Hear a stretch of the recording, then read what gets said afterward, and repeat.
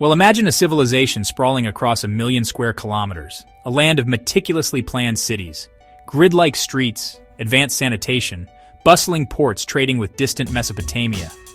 Now imagine it vanished, its language unspoken, its script a mystery, its story buried under layers of earth for nearly 4,000 years.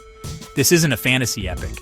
It's the true story of the Indus Valley Civilization, one of humanity's first and most enigmatic urban cultures.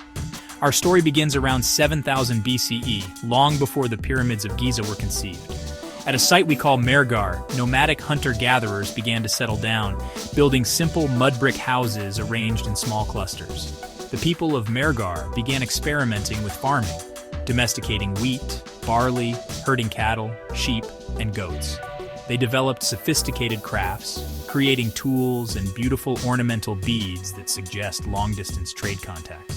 By 3300 BCE, the quiet villages entered a new dynamic phase, growing into a network of thriving proto-cities.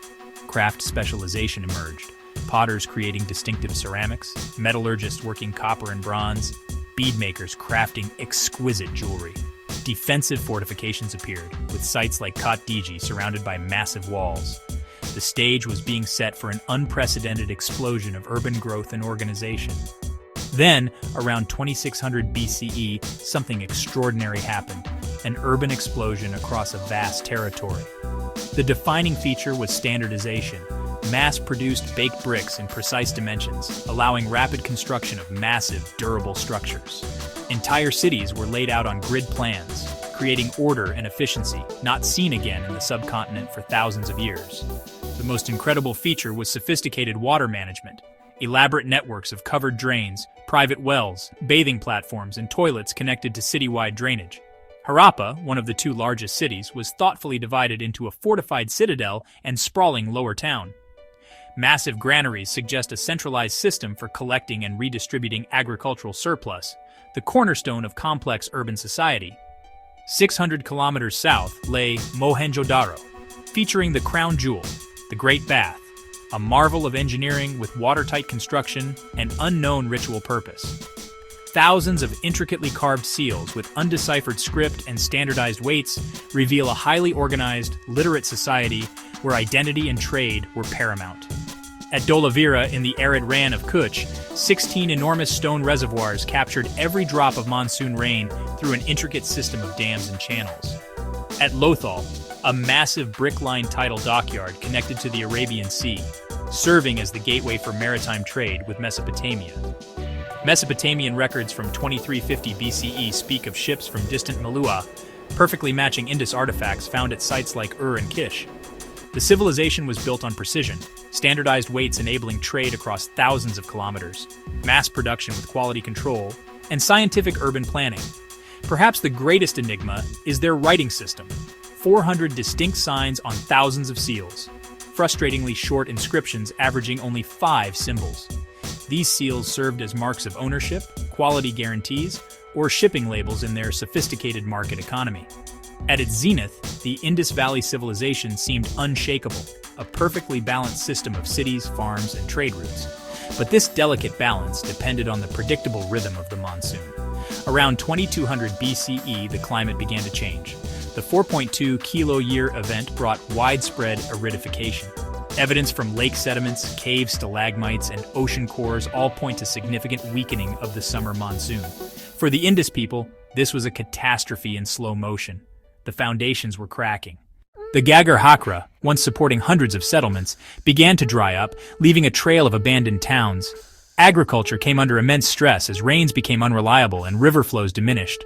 Urban infrastructure fell into disrepair as declining agricultural output made it harder to support artisans, traders, and administrators.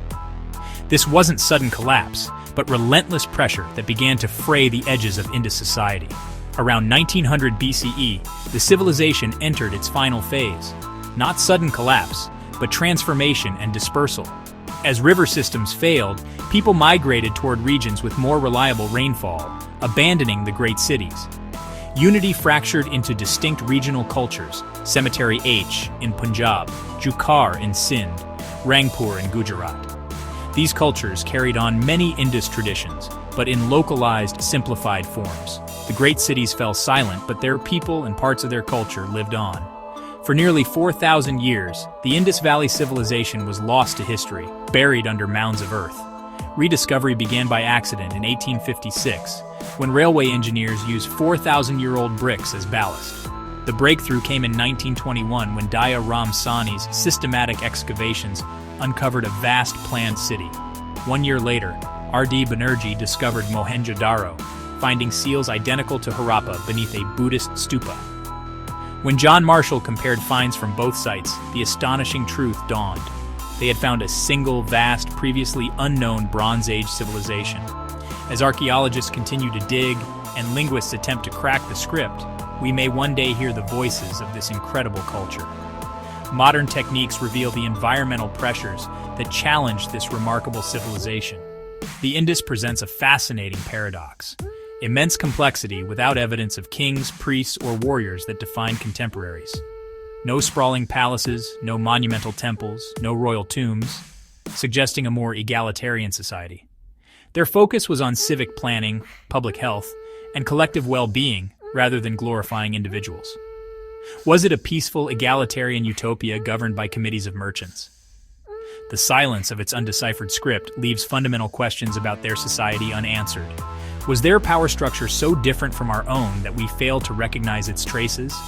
The Indus challenges our definition of civilization, showing that complexity can exist without monumental glorification. It was a civilization built on precision, logic, and scientific approaches to practical problems. Their legacy lives on: decimal systems, water management, agricultural staples like cotton, and trade networks. The people didn't vanish. They adapted and merged, carrying knowledge and traditions into new regions. Their story reminds us that history is not just empires rising and falling, but quiet continuity and adaptation. The Indus represents an alternative path humanity once took, showing order through civic planning rather than force. It forces us to consider that social complexity can exist without monumental glorification, and that order can be achieved through cooperation rather than domination. Today, linguists continue their attempts to crack the code, while archaeologists uncover new sites across the subcontinent. Modern technology reveals the true extent of this civilization: over 1,500 sites spanning from Afghanistan to Gujarat. Climate science helps us understand how environmental change shaped the destiny of this remarkable culture. Each new discovery adds pieces to the puzzle, slowly revealing the sophistication of Indus society. Their water management expertise offers lessons for our own environmental challenges. Their urban planning principles influence modern city design and infrastructure development. Their apparent focus on equality and sustainability provides a model for contemporary urban development. Their standardized systems, enabling long-distance trade, prefigured our modern globalized economy. Despite decades of study, their script remains undeciphered, keeping their voices silent. How they organize such a vast, complex society without apparent kings or monumental authority remains unknown. Were they truly as peaceful as the archaeological record suggests, or are we missing evidence of conflict? Their religious beliefs and practices remain largely mysterious, hinted at but not clearly understood. Elements of Indus culture flowed into later civilizations, influencing art, craft, and urban planning. Their agricultural innovations, especially cotton cultivation, spread throughout the ancient world. Their precision in measurement and manufacturing set standards that influenced later civilizations.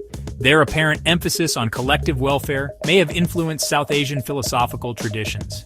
The Indus Valley civilization remains a beautiful, orderly, and profound enigma. It represents a path humanity once took, showing that civilization can take many forms.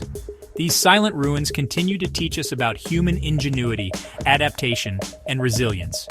Future generations of scholars will continue unraveling their mysteries, perhaps finally giving voice to the silent.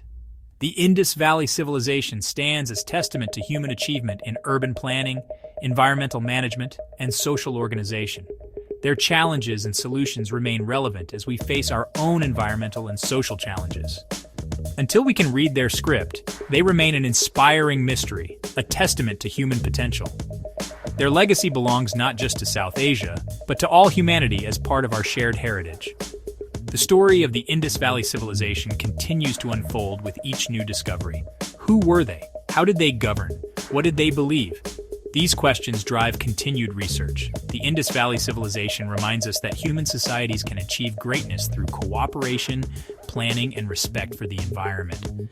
Lessons as relevant today as they were 4,000 years ago.